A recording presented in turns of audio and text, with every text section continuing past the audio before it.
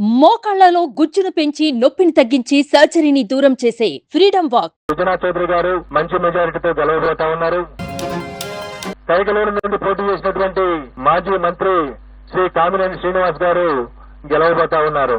అలాగే విశాఖపట్నం నార్త్ నుండి పోటీ చేసినటువంటి విష్ణు కుమార్ రాజు గారు కూడా గట్టి పోటీ ఎదుర్కొంటున్నారు. వారు కూడా గెలిచేటువంటి అవకాశాలు ఉన్నవి. తర్వాత జనసేన 21 స్థానాలు పొందినటువంటి జనసేన 21 అసెంబ్లీ స్థానాలు, 2 పార్లమెంటు స్థానాల్లో వాళ్ళు పోటీ చేయడం జరిగింది. జనసేన 2 పార్లమెంటు స్థానాల్లో గెలవబోతా ఉంది. అలాగే అసెంబ్లీ స్థానాల్లో పిఠాపురం నుండి పోటీ చేసినటువంటి జనసేన పార్టీ వ్యవస్థాపక అధ్యక్షులు శ్రీ పవన్ కళ్యాణ్ గారు భారీ మెజార్టీతో గెలవబోతా ఉన్నారు.